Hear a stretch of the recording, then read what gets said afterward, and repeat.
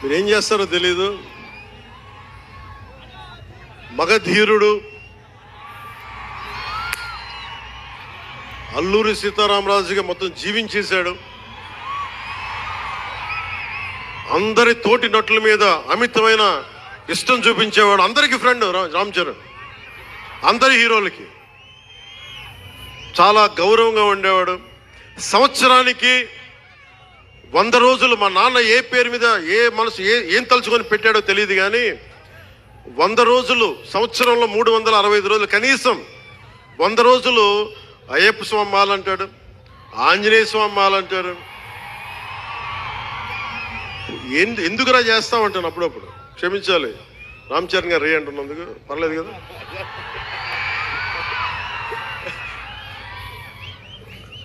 అంటే ఎందుకంటే నాకు బాధ్యత తప్పకుండా ఉండటానికి, నియంత్రించుకోవడానికి, అహంకారం రాకుండా ఉండటానికి. ఎప్పుడు చూడండి చెప్పులు లేకుండా ఉంటాడు. అంటే నాకే అనిపిస్తుంది, నేనే కనీసం నేను వేసుకునే చెప్పులు కూడా వదిలడానికి ఇబ్బంది పడతాను అప్పుడప్పుడు.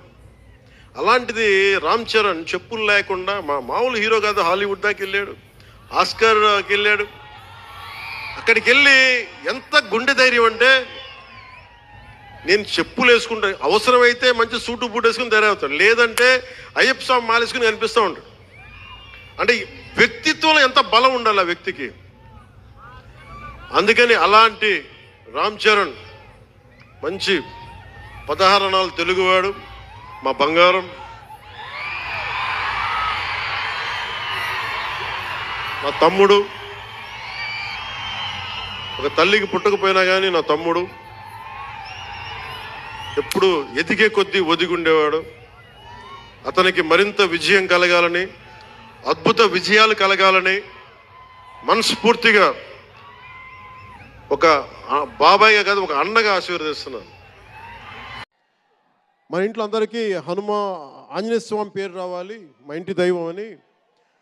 రామ్ చరణ్కి రాముడి చరణాల దగ్గర ఉండేవాడు ఎవడో, హనుమంతులు, ఆంజనేయ స్వామి. నిత్యం బలం ఉండి కూడా వినయ విధేయతలతో ఉండే వ్యక్తి ఆంజనేయ స్వామి.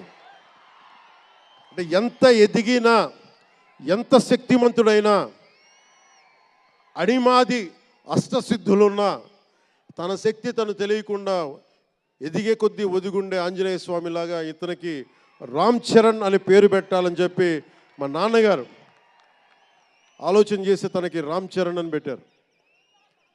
అలాగే రామ్ చరణ్ నాకు, ఎందుకంటే నాకు చిరంజీవి గారు అన్నయ్య కాదు, పితృ సమానులు, తండ్రి సమానులు. మా వదిన నాకు మాతృమూర్తి. సో నాకు రామ్ చరణ్, నేను బాబాయ్ వీటన్నిటికంటే కూడా నాకు ఎప్పుడు ఒక తమ్ముడు.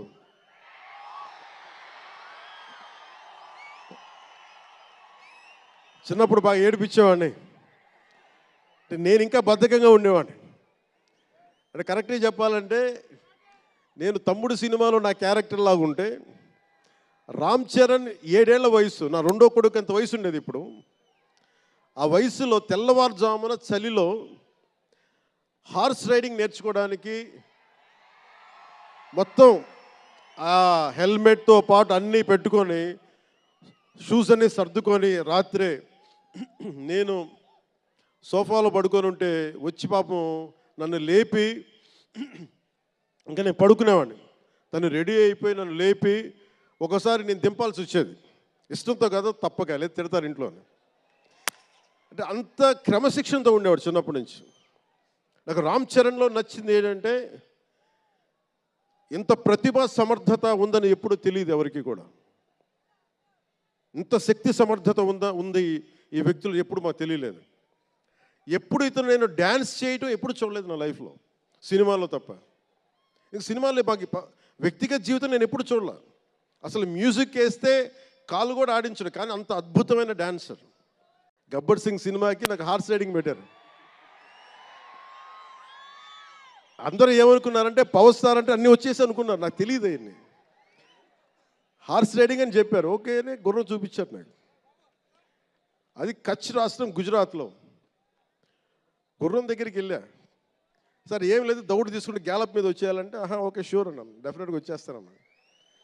కింద పడితే ఏమవుతానో నాకు తెలియదు. సో నాకు ఒకటి తెలుసు, తెగింపు తెలుసు.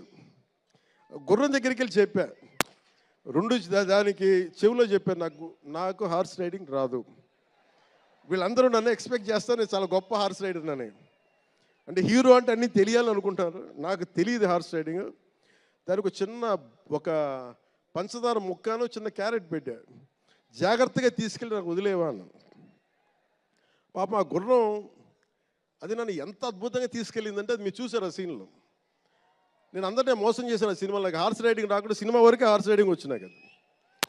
అలాంటి అంటే నాకు ఇది మాకేంటంటే మాకు సినిమాల్లో చూసినవన్నీ నాలాగా కాకుండా అన్నీ చాలా సుశిక్షితమైన ఒక నేర్చుకున్న వ్యక్తి ఇతను రామ్ చరణ్. ఒక డ్యాన్స్ కానీ ఎక్కడో ఇంగ్లాండ్కి వెళ్ళి అక్కడ డ్యాన్స్ ఇన్స్టిట్యూషన్స్లో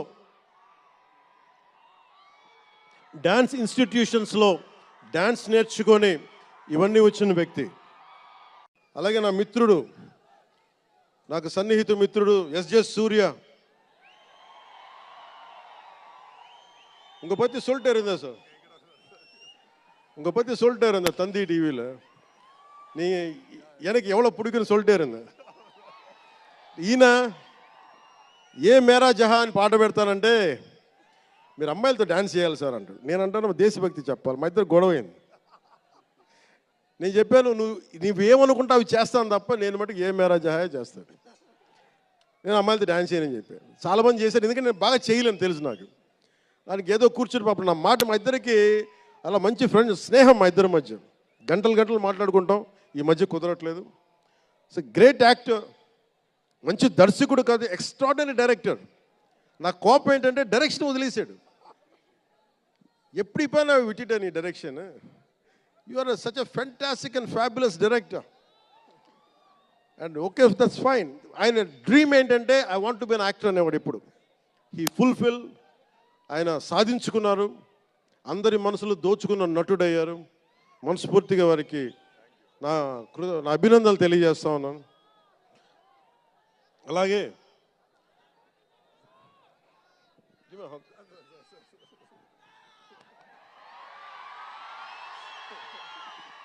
మాట్లాడుతూ ఉన్నా, ఇప్పుడు ఈ ఫంక్షన్ లేదు, సినిమాలు లేవు, ఏం చేస్తారు చెప్పండి? ఉద్యోగాలు ఉపాధి కూడా కానీ టైం పడుద్ది. కనీసం సినిమాకి వెళ్ళి చొక్కా దించుకొని అరవకపోతే, బైకులు తీసుకొని అవి సైలెన్సర్ దాన్ని ఆ యాక్సిలేటర్ పెంచకపోతే ఆ ఎనర్జీ ఎటు వెళ్తుంది? అందుకే ఒకటే చెప్పాను, దిల్ రాజు గారికి చెప్తా ఉన్నా, మీరు తెలంగాణ ఫిల్మ్ ఫెడరేషన్ ప్రెసిడెంట్ కదా, మీరు ఆంధ్రప్రదేశ్ని చిన్న చూపు చూడకండి. అదొకటే నేను కోరుకుంటా ఉన్నా. నేను ఆ 2 కళ్ళు ఇవన్నీ నేను నమ్మను, కానీ మీరు తెలుగు చిత్ర పరిశ్రమని అటు తెలంగాణలోను ఇటు ఆంధ్రాలోను 2 చోట్ల అద్భుతంగా ఉండాలని కోరుకుంటా ఉన్నాను. ముఖ్యంగా ఆంధ్రప్రదేశ్ యువతకి, మీరు ఇంతమంది యువతను చూస్తూ ఉన్నారు, వీళ్ళకి స్టంట్ స్కూల్స్ పెట్టండి. మా వాళ్ళు బైక్లు వేసుకొని తిరుగుతూ ఉంటారు, గోల్ చేస్తూ ఉంటారు. ఒక మంచి స్టంట్ స్కూల్ పెట్టండి. గోదావరి జిల్లాలోనూ, రాయలసీమలోనూ, మా కడపలోనూ ఎక్కడో చోట ఒక 2-3 స్టంట్ స్కూల్స్ పెట్టండి. మా వాళ్ళకి స్కిల్ డెవలప్మెంట్ ఇవ్వండి. మాకు ఒక స్క్రీన్ ప్లే ఎలా రాయాలో మా వాళ్ళకి చెప్పండి. ఒక రాజమౌళి గారు వచ్చి చెప్పమని చెప్పండి, త్రివిక్రమ్ గారిని వచ్చి క్లాసులు తీసుకోమని చెప్పండి మా వాళ్ళకి.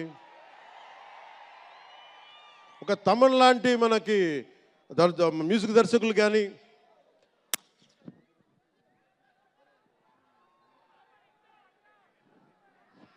కీరవాణి గారు కానీ, అలాంటి వాళ్ళందరికీ వచ్చి వాళ్ళ స్కిల్ డెవలప్మెంట్ నేర్పించమని చెప్పండి. మీరు దాని మీద ఒకసారి ఆలోచించండి. స్టూడియోలు పెట్టండి. ఇక్కడ కొంతమంది అసిస్టెంట్ డైరెక్టర్స్కి ఎలా ఉండాలి, డైరెక్టర్స్ కావాలంటే ఏం చేయాలి, 24 క్రాఫ్ట్స్లో ఒకళ్ళకి ప్రొడక్షన్ డిజైనింగ్ నేర్పించండి. మా వాళ్ళకి ప్రొడక్షన్ డిజైనింగ్ స్కూల్స్ పెట్టండి, ఫిల్మ్ మేకింగ్ స్కూల్స్ పెట్టండి. ఈరోజున మీకోసం ఇంతమంది వచ్చారు, మీరు తిరిగి ఇవ్వగలిగేది మీకోసం రేట్లు పెంచాం. ముఖ్యమంత్రి గారు మీకు అండగా ఉన్నారు, చంద్రబాబు నాయుడు గారు, మేమందరం మీకు అండగా ఉన్నాం. తెలుగు చిత్ర పరిశ్రమని మీ ద్వారా మేము కోరుకునేది ఇంతమంది యువతున్నారు. వీరికి మీ ద్వారా కొంత ఉపాధి కల్పించండి.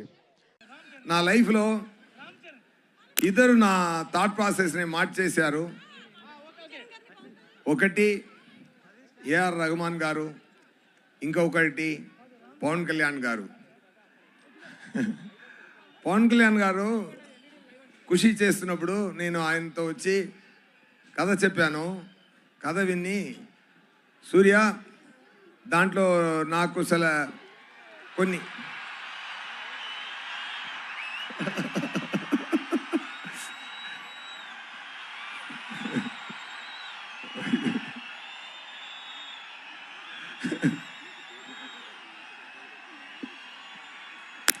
ఒక నిమిషం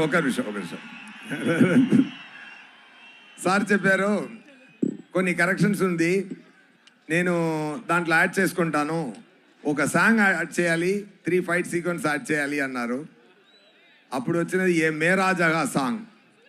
ఏ మేరా జగా ఆ టైం మొదలుపెట్ట ఆ థాట్ ఇప్పటి వరకు అది ఏ మేరా జగా అని ఆయన పురి చేస్తున్నారు.